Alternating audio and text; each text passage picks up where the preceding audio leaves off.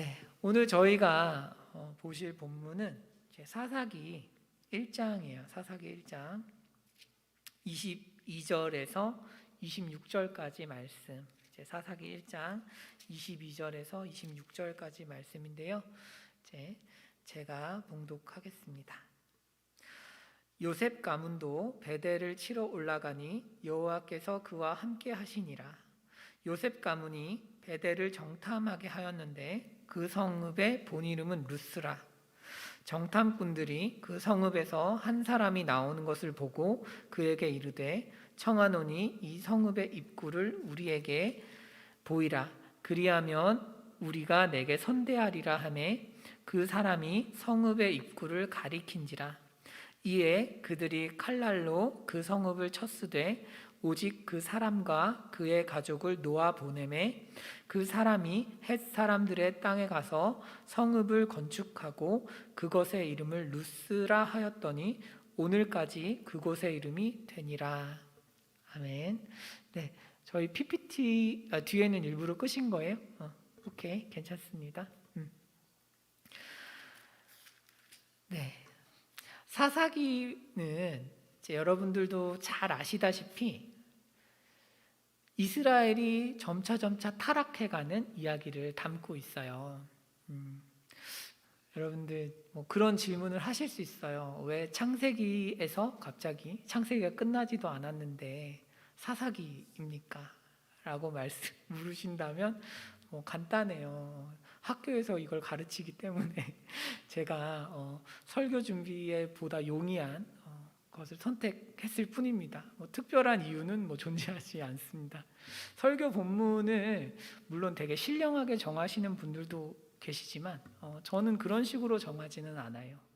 중요한 건 하나님 말씀이 가장 정확하게 전달되는 게 중요한 것 같아서 저는 어쨌든 제가 배우는 본문을 더 묵상하고 준비하는 게 옳다라고 생각을 했어요. 그래서 창세기 본문은 아직 좀 남았는데 그건 이제 여름에 하도록 하겠습니다. 자, 여러분, 하여튼 사사기는 이 질문에서 시작해요. 사사기 1장 1절 2절 한번 보실까요? 사사기 1장 1절 2절 말씀.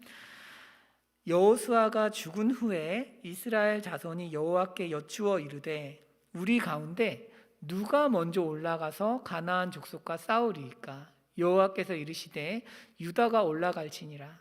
보라, 내가 이 땅을 그의 손에 넘겨주었노라 하시니라. 아멘. 여러분, 여기에서 가장 중요한 것은 이제 누가 먼저 올라가서 가나안 족속과 싸우겠습니까? 라는 거죠. 이 질문은 다시 반복돼요. 사사기 말미에 반복됩니다. 사사기 20장인데요. 한번 보시면요. 사사기 20장 사사기 20장에 이렇게 돼 있죠. 이스라엘 자손이 일어나 베델에 올라가서 하나님께 여쭈어 물었습니다. 우리 중에 누가 먼저 올라가서 베냐민 자손과 싸우리이까? 하니 여호와께서 말씀하시되 유다가 먼저 갈지니라 하시니라. 이렇게 돼 있죠. 다시 반복되고 있어요. 누가 먼저 올라가서 싸우겠습니까? 라고 하는 질문이 반복되고 있습니다. 하지만 싸우는 대상이 바뀐 거죠. 원래는 사사기 1장에서는 가나안 지파와의 전쟁이었습니다. 그러니까 죄를 많이 짓고 악을 많이 행하는, 그래서 그 땅의 죄악이 너무 관영해서 하나님께서 이스라엘 민족을, 가나안 족속을 멸망시킬 어떤 심판하는 역할로 보내신 것이었죠. 그래서 이스라엘 족속이 물어봤던 건데, 가나안 족속이 사라지고 난 후, 사라졌다기보단 주도권을 내어준 이후에 사사기 말미에서는 이제 베냐민 족속을 멸망시키고 있습니다. 왜일까요? 베냐민 족속이 가나안 족속화 되었기 때문이죠.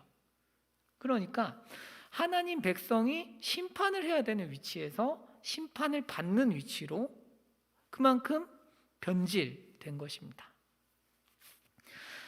여기에서 핵심 질문은 이거예요. 왜 이렇게 되었을까? 어쩌다가 이 모양이 된 걸까, 이거죠. 여러분들도 그런 생각을 하실 때가 종종 있으시지 않을까 싶은데, 저는 그런 생각을 해요. 나는 믿지 않는 분들과 뭐가 얼마나 다르지? 내 행동이, 내 감정이 뭐 얼마나 도대체 다른 걸까? 여러분들은 어떠세요? 아마 정직하게 자신을 돌아보신다면 뭐 그런 질문들을 하실 것 같아요. 나 얼마나 다를까? 얼마나 차이 날까? 왜 나는 신앙생활이랍시고 열심히 시간을 투자하고 기도도 하고 예배에 참석하고 사람들과 교제도 하는데 나의 신앙생활에는 하나님의 어떤 역동적인 역사하심이라는 게 도대체 보이지가 않을까? 나는 왜 이럴까? 신앙생활을 하는데 왜 은혜를 경험하지 못할까? 이렇게 고민하게 될 때가 있습니다.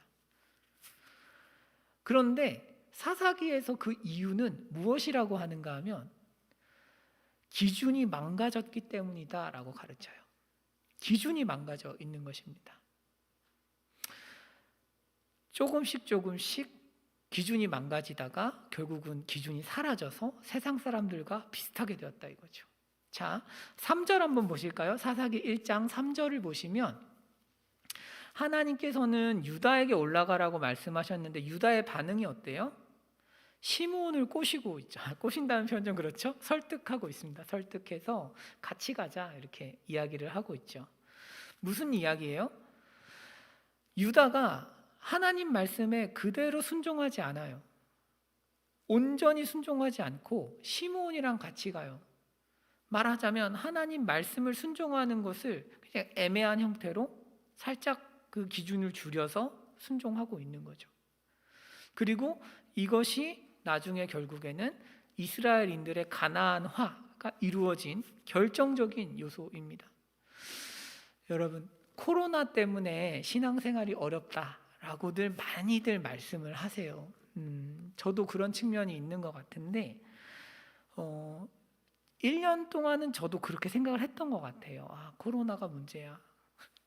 그런데 이제 와서 1년이라는 긴 시간이 지났잖아요. 이렇게 보니까 아니에요.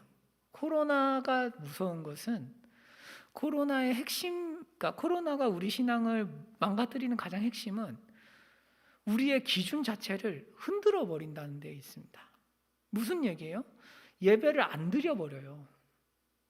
더 이상 예배를 이전에는 코로나가 없을 때는 변명거리가 없으니까 그냥 힘들더라도 와서 예배를 드리고 시간을 지켜서 예배를 드려요. 기도를 해요. 억지로라도. 그런데 이제는 그렇게 하지 않아도 되니까 예배를 편하게 드리고 예배를 쉽게 드리면서 기준 자체가 무너지고 있죠. 오후 예배를 여러분 제가 설교하고 싶어서 하는 게 아니에요. 여러분들에게 그렇게 보일 수 있다는 것도 있겠지만 저는 그렇진 않아요. 요새 그런 생각을 해요. 왜 내가 따로 예배를 한다고 해서 이 고통을 겪는가 이런 생각을 하기도 하는데 이걸 왜 하는가 하면 저의 본래 목적은 오후 예배를 드리는 습관이 없어지는 게 저는 좀 걱정됐어요. 기준이 망가지는 거죠. 이제는 우리 교회에서 대예배 때 예배 드리시는 분들 중에 오후 예배까지 드리시는 분들이 현저히 적어지고 있는 거죠. 물론 오후 예배가 공식적으로 없기 때문이기도 하지만 기준 자체가 많이 내려가 있는 상태라고 할 수 있습니다. 그래서 신앙생활이라는 것은 한 번 기준이 이렇게 내려가기 시작하면 걷잡을 수가 없어요. 여러분들도 아시죠? 내가 기도를 매일 해야겠다. 하지만 뭐 몇 번 타협하면 기도 생활이라는 게 싹 사라지죠. 그게 사실 우리의 연약함이고 현실이죠. 그러면서 평일에는 뭐 기도 안 할 수도 있지. 이렇게 가면서 점점 비슷해지는 거죠.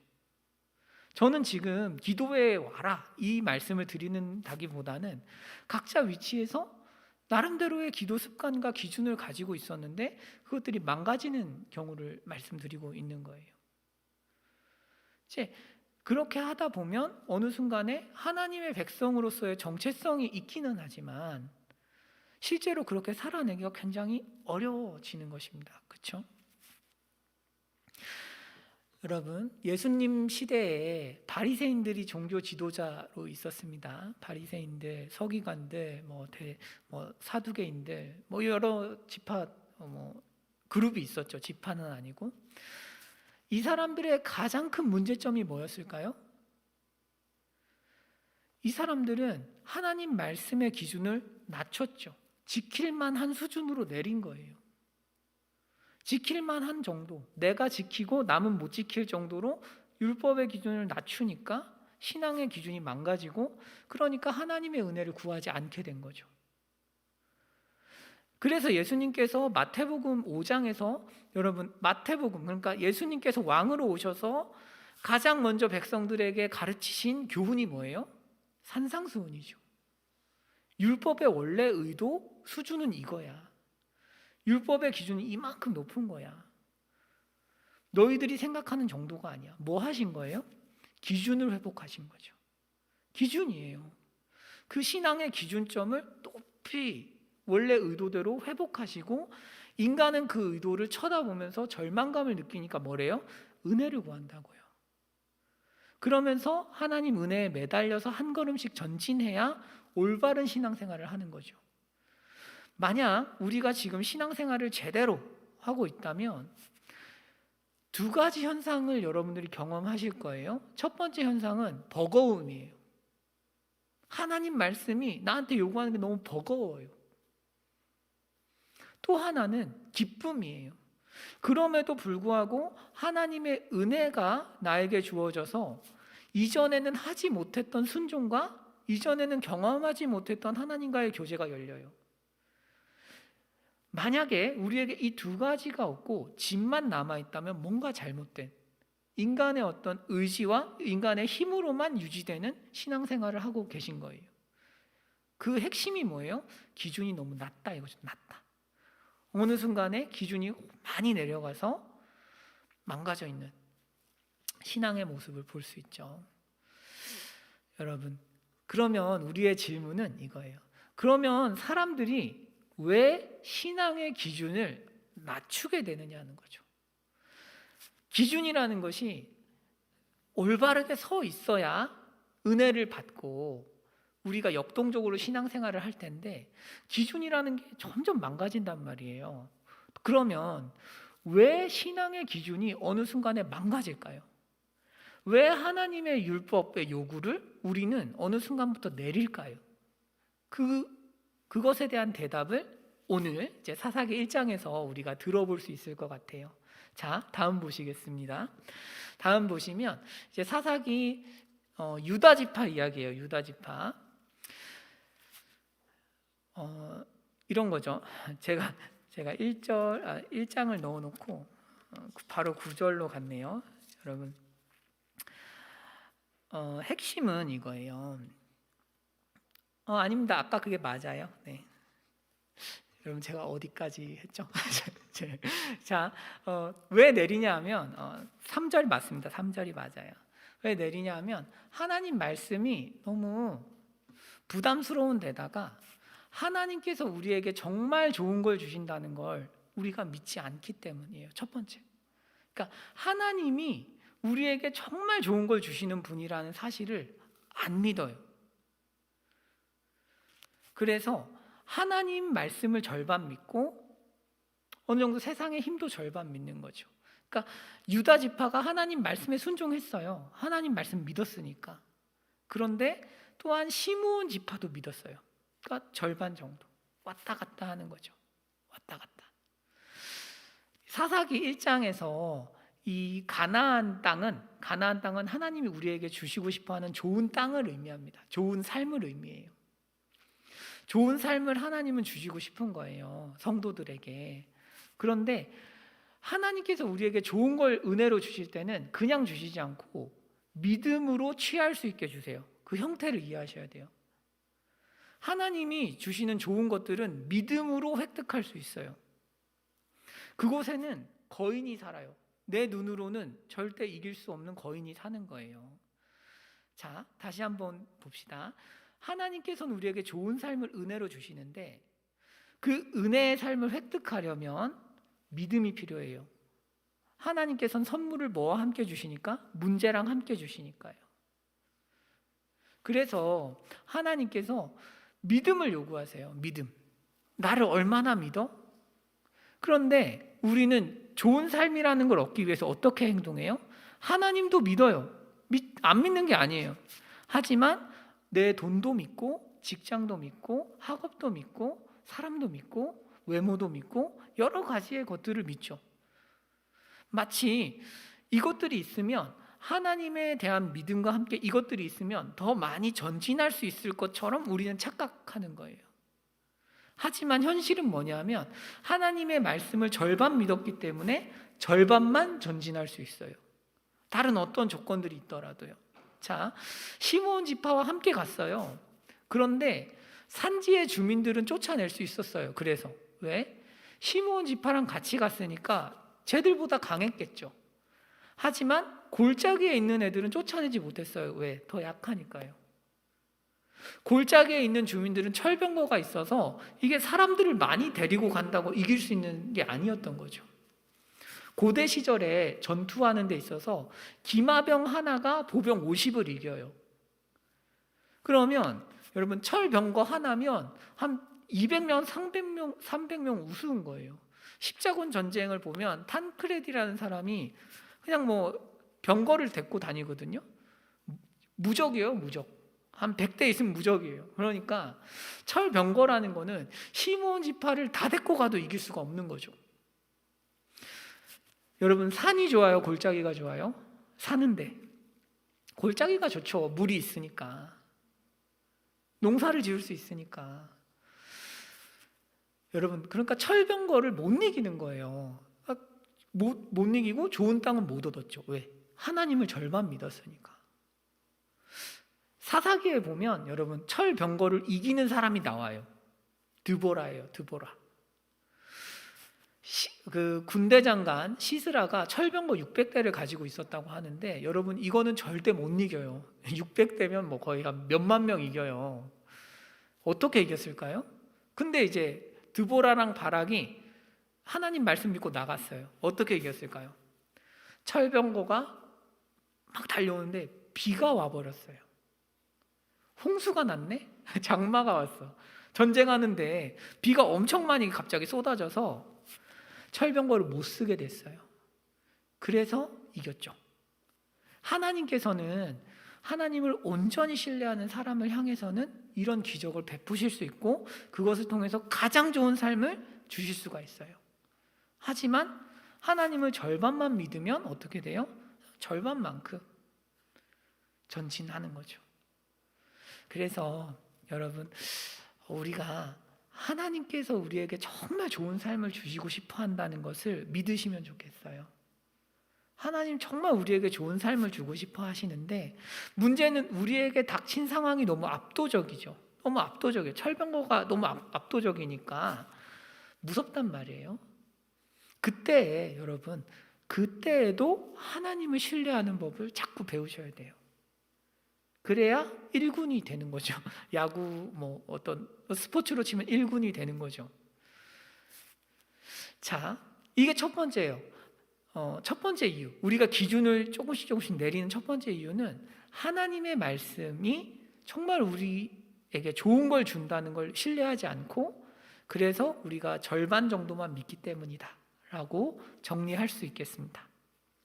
자, 그리고 여러분들 궁금해 하실까봐 위에 이제 여호와께서 유다와 함께 계셨으므로 좀 이 문장이 이상하죠. 사실 여호와께서 유다와 함께 계셨는데 왜 철병거를 쫓아내지 못했을까? 이런 질문을 하시는 게 뭐 정상이에요. 그런데 히브리어는 접속사가 뜻이 다양해요. 우리처럼 그리고 그러나 그래서 이런 식으로 구분이 안 되고 왜라는 단 하나의 단어가 있을 뿐이에요. 그래서 그러므로로 연결할 수도 있지만 그러나라고 연결할 수도 있어요. 저는 그러나가 맞는 것 같아요. 그래서 여호와께서 유다와 함께 계셨지만 이렇게 이해하셔도 되겠습니다. 아시겠죠? 그 다음 보실게요. 자, 그러면 이제 유다 지파를 봤는데 이제 두 번째 케이스예요. 두 번째 케이스. 우리가 하나님 말씀을 왜 그대로 지키지 않을까? 왜 기준을 낮출까? 두 번째는 1장 28절에 그 비밀이 있어요. 이스라엘이 강성한 후에야 가나안 족속에게 노역을 시켰고 다 쫓아내지 아니하였더라, 이렇게 돼 있죠. 자, 이스라엘이 정복해야 하는 도시들 명단을 보면 뭐 무깃도, 다낙, 뭐 여러 가지, 뭐 시돈, 뭐 이런 도시들이 있어요. 이 도시들은 시골 촌구석이 아니에요. 굉장히 강성한 도시예요. 그래서 이 도시를 한 번에 정벌하기란 굉장히 어려운 거였어요. 사실 그 사람들에게도. 하나님 말씀은 공격을 하라고 하는데 공격할 엄두가 안 날 정도로 강성한 성읍이다라고 이해할 수 있어요. 여러분, 우리도 그럴 때 있잖아요.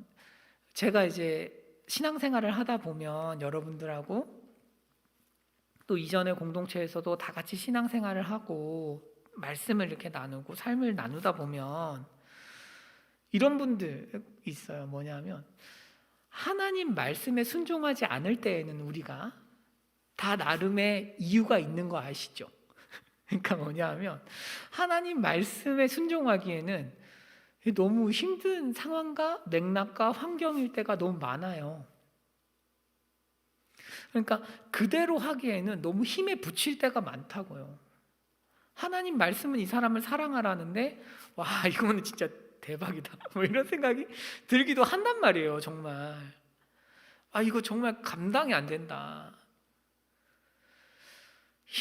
뭐 상황이 너무 압도적이어서 뭐 장발장 같은 상황일 수도 있잖아요. 너무 가난한데 먹을 게 없으니까 막 훔치고 싶은 그런 마음이 들 때도 있죠. 사람이 그렇게 상황에 막 몰리면 우리가 순종을 잘 못해요. 그래서 우리가 하나님 말씀을 어길 때 어떤 식으로 생각을 하는가 하면 상황이 안 돼라고 생각하는 경우가 굉장히 많아요. 환경이 안 돼, 나는 아직 그 정도가 아니야 라고 환경과 자신의 어떤 연약함에 이유를 이렇게 두는 거죠. 그런데 이 성경이 좀 무서운 게요, 1장 28절이 너무 무섭지 않아요? 강성했어요. 강성했는데 쫓아내지 않았어요. 그러니까 성경이 이야기하는 우리가 불순종하는 진짜 이유는 뭐냐면 능력 때문도 아니고 상황 때문도 아니고 하기 싫어서라는 거예요. 여러분, 순간적으로 우리가 상황과 능력 때문에 순종하지 못할 수 있지만 지속적으로 순종을 하지 않는 것은 그냥 하기 싫은 거예요. 그냥 하기 싫은 거예요. 뭐보다? 그러니까 하나님 말씀을 지킬 열정도 없고 의지도 없는 거죠. 부족한 거예요. 뭐보다 부족할까요? 나의 탐심, 편안함보다 하나님 말씀을 지키는 게 부담스러운 거죠. 자, 여러분 생각해 보세요. 이스라엘이 가나안 족속에게 노역을 시키는 게 더 편할까요? 아니면 가나안 족속을 다 죽이겠다고 덤벼드는 게 편할까요? 당연히 어느 정도 공존하는 게 편하죠. 여러분들 생각해 보세요. 우리한테 누가 야, 넌 좀 힘든 일을 해, 나의 노예가 돼서 어려운 일을 해주면 좋겠어 라고 하면 좀 기분이 나쁘지만 힘이 약하면 좀 타협할 수 있죠. 그러고 살 수 있어요. 하지만 그 사람이 나를 죽이려고 들면 어차피 죽는 판에 싸우지 않겠어요? 그러니까 이스라엘 입장에서도 가나안 족속을 죽이는 건 굉장히 부담스러운 일이에요. 하지만 가나안 족속과 적당히 공존하면서 노역을 시키는 건 완전 땡큐죠. 힘든 일도 다 해주니까. 그렇단 말이에요. 그래서 하나님 말씀을 지키는 게 굉장히 부담스럽고 어려운 일이 돼버린 거죠. 여러분, 하나님 말씀을 우리가 지켜야 하는 이유가 뭘까요? 가장 본질적인 이유. 하나님 말씀 지키면 물론 좋아요. 여러분, 십계명에서 하나님께서 십계명을 주시면서 뭐라 그러세요? 너희를 위해서 준다고 하잖아요. 너희 삶을 위해서 주는 거예요. 하나님 말씀을 지키면 우리 삶이 보호받아요.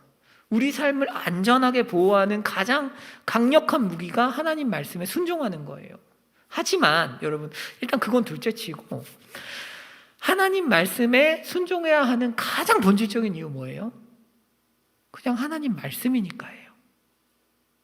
그러니까 하나님 말씀은 그냥 하나님 말씀이니까 지키는 거지 다른 이유가 필요 없어요. 사실은 무슨 이유가 그렇게 필요해요? 하나님 말씀이니까 지키는 거죠. 하나님께서 우리를 테스트하세요. 이런 식으로. 너 지킬래? 하나님 말씀 정말 지킬 수 있어? 라고 테스트하실 때가 있죠. 저한테는 어떤 일이 있었냐 하면 제가 이제 결혼을 하고 2인 가족이 됐잖아요. 2인 가족이 됐는데 여러분 그거 아세요? 2인 가족이 되면 주거급여라는 게 이제 신청할 수 있어요. 이제 소득이 낮은 애들은 이제 신청할 수 있어요. 소득이 낮은 가구. 그러니까 한 138만 원 이하는 신청할 수 있어요. 이제 저는 이제 결혼했을 때 저만 일하고 있었고 아내는 일을 쉬고 있었기 때문에 그 기준에 이제 도달하지 못해서 이제 신청을 한 거죠. 근데 이게 여러분 생각보다 돈을 많이 줘요. 한 30만 원 넘게 주거든요. 그러니까 이게 굉장히 큰 돈인 거죠. 저랑 아내한테는. 근데 문제가 생겼는데 하반기에 아내가 일을 시작한 거예요. 일을 조금씩 하면서 뭐 용돈 벌이긴 했지만 그래도 그 기준을 넘지는 않았었는데 책 한 권을 해버렸네? 책 한 권을 해버렸어요. 그래서 뭐 수백만 원 나온 거죠. 그래서 그러니까 뭐 어떡해요. 이걸 이제 가서 이제 제가 아내한테 얘기했어요. 여보, 이거를 가서 이제 신고를 해야 될 것 같아.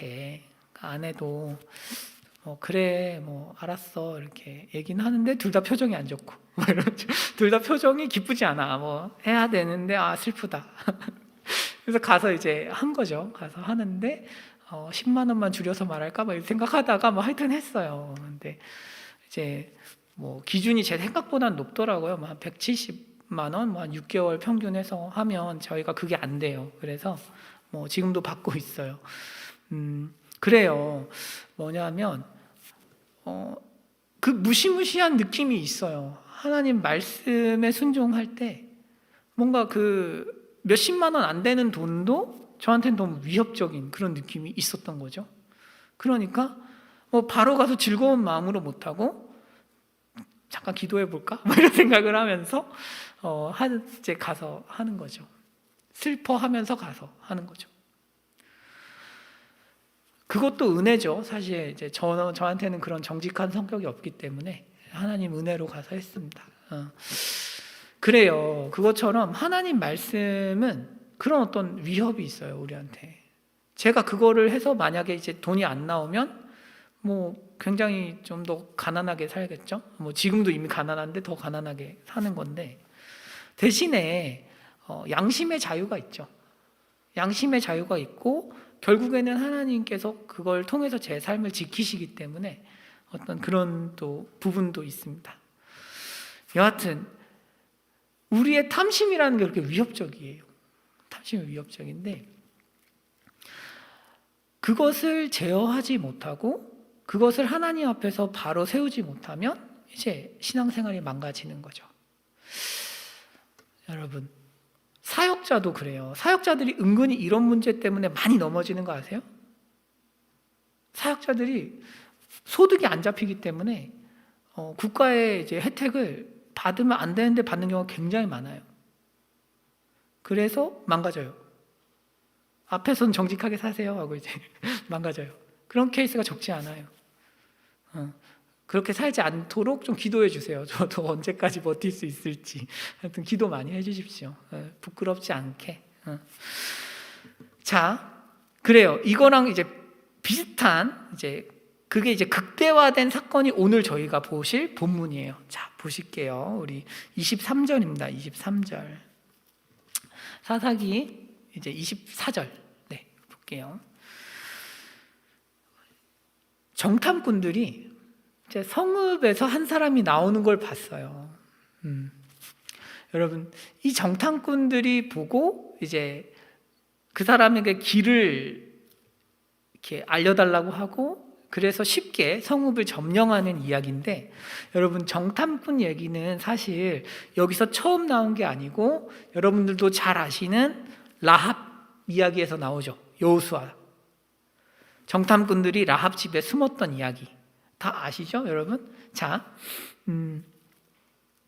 그 이야기와 사실은 비교해서 읽으셔야 되는 본문이에요. 이 본문은 일부러 이렇게 써놓은 건데, 제가 시간이 없어서 간단하게 핵심만 요약하면 이래요. 여호수아서의 정탐꾼들은 진짜 정탐꾼이에요. 자, 다음 한번 넘겨주시겠어요? 진짜 정탐꾼인데 이런 거예요. 라갈이에요. 라갈. 여호수아 시대에는 라갈이라는 단어에서 나왔어요. 정탐꾼이라는 단어가 하라가림이라는 단어인데, 말 그대로 걷는 애들이에요. 정탐을 해요, 실제로. 그러니까 성을 막 돌아다니는 거죠. 성을 돌아다니고 성 안에 가고 막, 그러니까 라합 집에도 간 거죠. 그러니까 정탐을 해 하면 진짜 정탐을 하는 애들이에요. 그러니까 정탐꾼이죠. 대신에 아주 위험하게 돌아다니는 사람들이죠. 눈에 띌 테니까, 그죠? 고대 도시에 새로운 애들이 두리번거리면서 다니면 눈에 띄겠죠, 당연히. 위험한 일을 하는 사람들이죠. 그런데 사사시대에는 라갈이란 단어를 쓰지 않아요.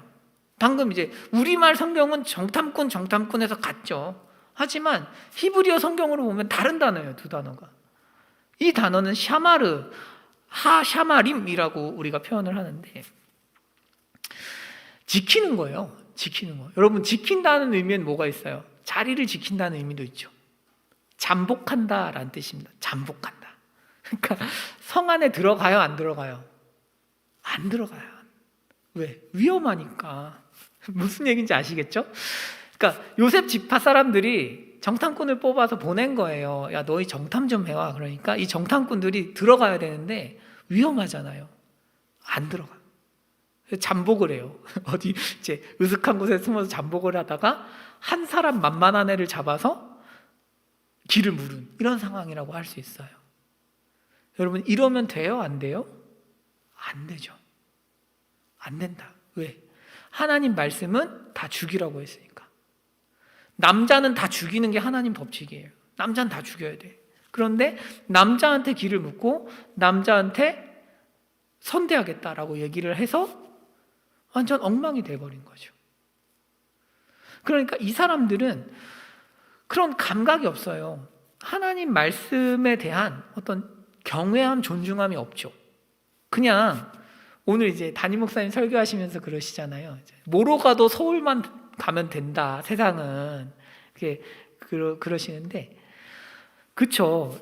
사실 이 사람들이 하는 일이 그거죠. 뭐로 가도 그냥 이제 이 베델이라는 성을 점령하기만 하면 되는 거야. 왜냐하면 이런 거예요. 이 사람들은 하나님을 안 믿는 게 아니에요. 이 사람들은 하나님이 베델을 정벌하라고 했으니까 나왔어요.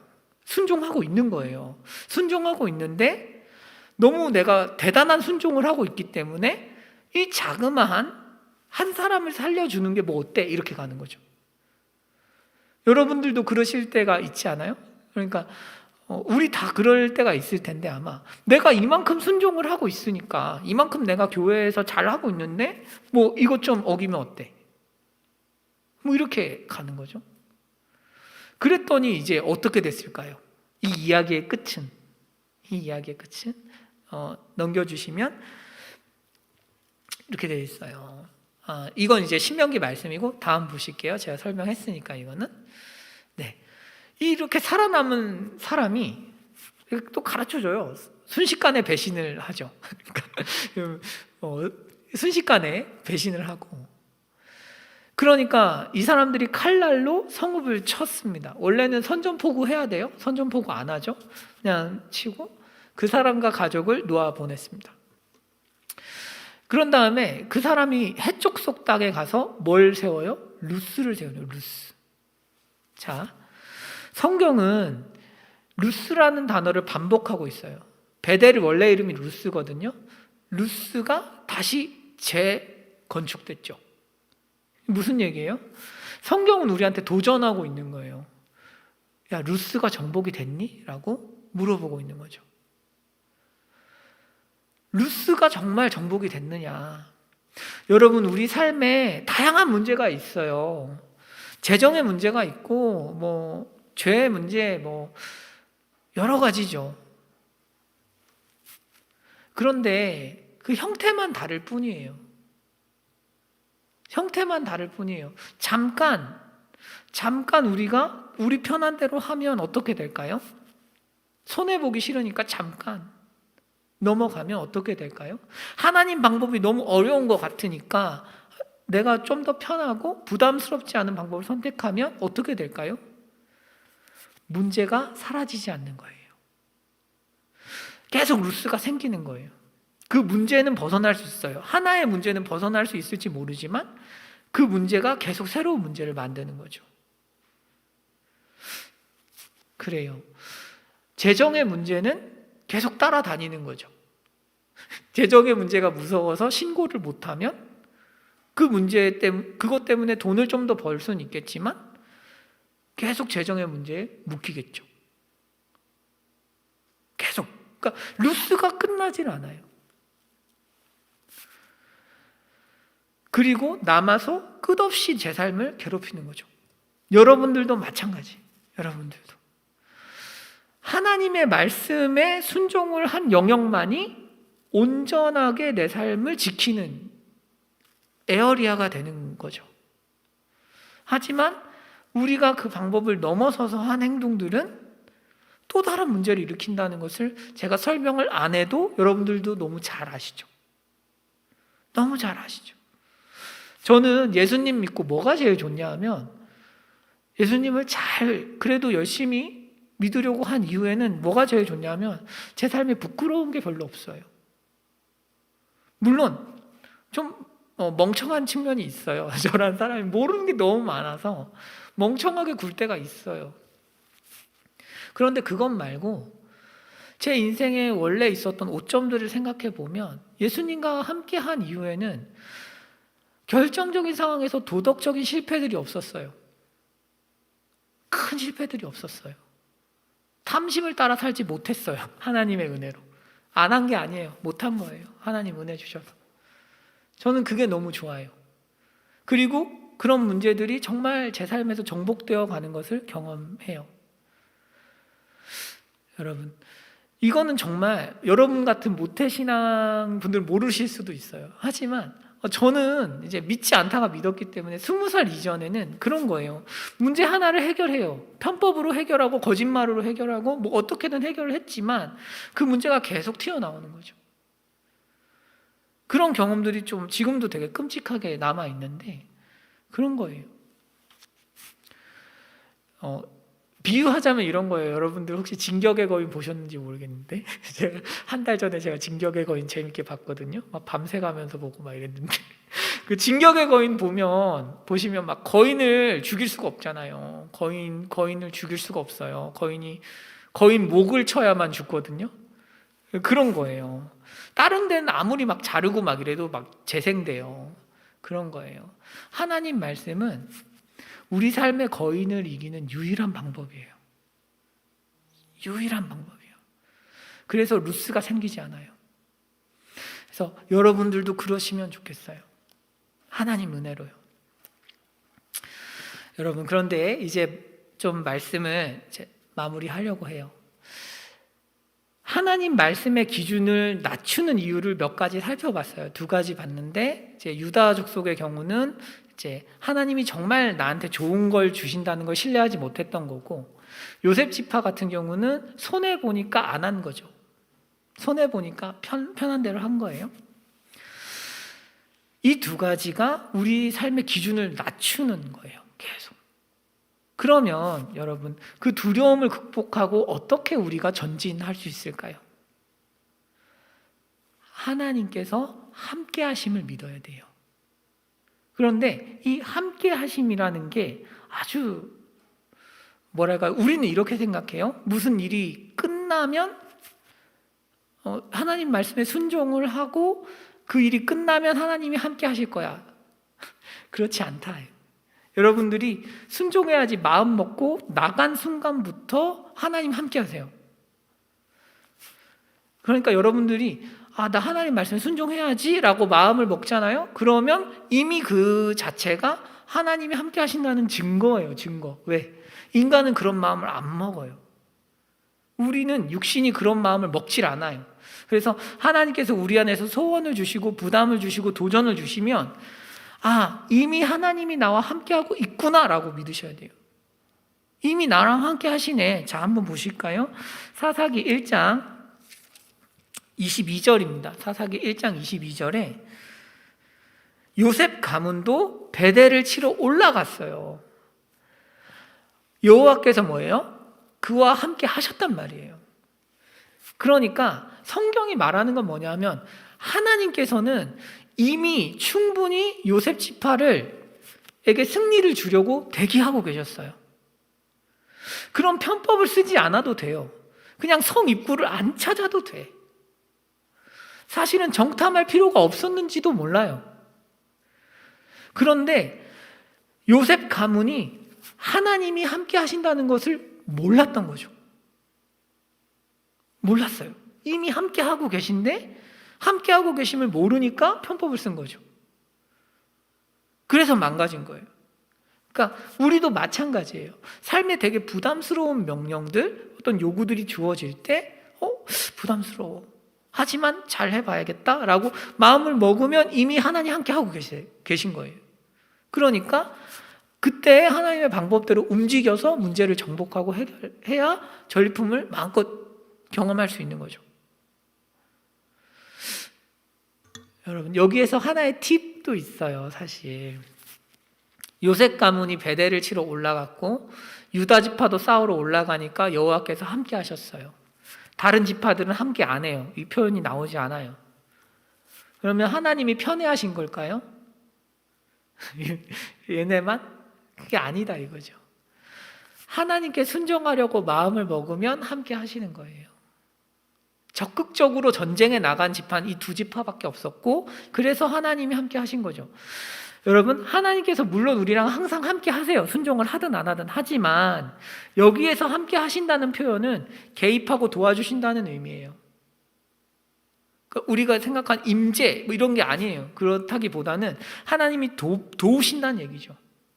하나님이 정말 도와주실 생각이 충만한데 애들이 믿지 않는 거죠. 그래서 여러분, 하나님의 어떤 역사하심을 경험하고 싶다면 기준을 높이 세울 뿐만 아니라 움직이셔야 돼요. 움직이셔야 돼요. 예전에 한 10년 전에 이용규 선교사님이라고 이제 내려놓음이라는 책으로 되게 유명하셨어요. 여러분들도 아마 들어본 적이 있을 수 있어요. 이분이 이제 하버드 나오셨나? 서울대 하버드 나오셔서 몽골 선교를 가셨나? 그래서 굉장히 그 학벌 때문에 유명해지시기도 했지만 사실 그분이 이제 유명세를 탄 이유는 그런 것 때문은 아니었어요. 그런 것 때문은 아니고 이분에게 역사하신 하나님의 은혜가 굉장히 컸기 때문에 하나님이 정말 함께 하시는구나. 그래서 사람들이 그 책을 많이 봤어요. 그런데 이제 사람 마음이라는 게 남이 은혜 받는 게 꼭 좋지는 않죠. 자기한테 은혜를 안 주면. 그래서 이용규 선교사님이 세미나를 하는 중에 어떤 분이 질문을 하셨대요. 메일도 보내시고 왜 나한테 하나님은 응답을 안 하냐? 왜 당신한테는 하고 나한테는 안 하냐? 물론 이제 삶에 다양한 측면이 있으니까 뭐라고 말씀드리기가 어렵지만 이 본문만 가지고 봤을 때는 이용규 선교사님이 하나님께 많이 응답받은 이유가 뭐라고 생각하세요? 많이 움직이니까요. 하나님의 도전적인 말씀에 많이 반응하니까. 적극적으로 반응하니까 하나님도 적극적으로 도우시죠.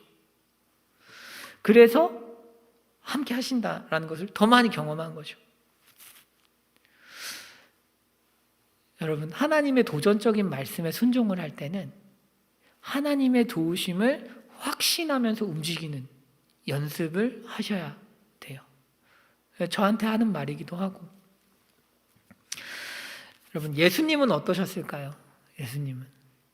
예수님이 십자가에 가시잖아요. 십자가에 가실 때 손해잖아요. 남들이 볼 때는. 베드로는 예수님 막 혼내요. 그러면 안 됩니다. 항변했다고 나오는데 항변하다는 단어는 혼내다는 뜻이에요. 그러니까 막 예수님을 혼낼 정도예요. 그런데 예수님은 십자가로 가는 그 길을 어떻게 가신 걸까요? 한번 다음 보실까요? 우리 그거 앞에 있을 거예요. 네, 그 다음 한 번만. 네, 저게 어려워요, 여러분. 계속 막 왔다 갔다 하고 뭐 그래서 저게 전 디지털이 싫어요. 디지털이 너무 저를 피곤하게 하고 있어요, 요새. 어쨌든 이런 거예요. 나를 보내시니가 나와 함께 하시기 때문에. 그러니까 예수님 사역의 핵심은 함께 하는 거예요. 성부께서 함께 하심을 확신하는 거죠. 나를 혼자 두시지 않아. 하나님 말씀을 따라 사는 나를 하나님은 절대 혼자 두시지 않아 라는 확신이 있는 거예요. 그래서 대범하게 움직일 수 있는 거죠. 인간이 어떻게 함부로 움직이겠어요? 다 위험한데. 우리가 죽으려고 움직이는 게 아니고 이 전쟁에서 반드시 이길 수 있기 때문에 움직이는 거죠. 왜? 하나님이 함께 하시니까.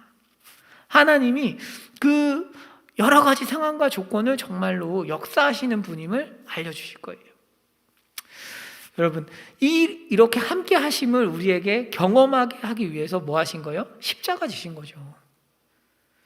우리랑 항상 함께하고 항상 우리를 도와주셔야 우리 삶이 말씀대로 살 수 있기 때문에 십자가를 지신 거예요. 그래서 임마누엘로 오신 거죠. 임마누엘. 내가 너희와 항상 함께하고 있다. 그러니까 우리도 그걸 믿어야겠죠. 요셉 지파는 이것을 망각했고 그래서 순종할 수 없었고, 유다 지파도 이걸 망각했고 순종할 수 없었어요. 하지만 우리는 할 수 있어요. 왜? 성령 하나님께서 알려주시니까. 내가 너랑 함께하고 있어. 이미 그런 기특한 마음을 품은 자체가 내가 너랑 함께한다는 증거야 라고 말씀하고 계시니까요. 여러분, 우리가 그래서 주님 안에서 정말 기준을 낮추지 말고, 부담스러운 기준들, 우리가 신앙생활하면 부담스러운 게 많죠. 교회 다녀야 되고, 여러분 예배 시간을 지켜서 참석하는 게 얼마나 쉽지 않은 일입니까? 사실 소그룹 하는 시간 만만치 않죠. 심지어 코로나니까 어떻게 뭐 터치할 수도 없어요. 기준이 망가질 수 있죠. 그리고 사실 저는 코로나 사태가 오면서 이런 것들도 좀 걱정될 때가 있어요. 뭐 11조, 헌금 이런 부분들도 사실은 쉽지가 않아요. 사실 많이 망가지죠. 이 부분도 한번 안 하기 시작하면 또 계속 안 하죠. 사람이. 여러 가지. 여러분들의 어떤 11조 하기가 쉽지 않죠. 이제 옛날에 희원자매한테 11조 해보니까 어때요? 그러니까 희원자매가 살을 드리는 느낌이에요. 이랬는데 그래요. 돈이 커요. 11조 얼마나 큽니까? 그러니까 막 기준을 낮춰버리죠. 안 해도 돼. 이렇게 낮춰버리죠. 뿐만 아니라 그거 말고도 많아요, 여러분. 그냥 우리의 회사 생활, 학업 이런 것들도 기준을 막 낮춰버리는 거죠. 대충 해. 안 됩니다, 여러분. 기도 생활도 바르게 기준을 회복하고, 그래서 그 기준을 타협하지 않고 하나님 앞에서 은혜를 겸손하게 구할 때 여러분 우리가 정말 하나님이 이렇게 좋으신 분이구나 라는 것을 경험할 수 있을 거예요. 우리 같이 한번 기도하시겠습니다. 여러분 이 시간에 우리 기도하실 때 하나님 저 사실 너무 부담스러워요. 하나님의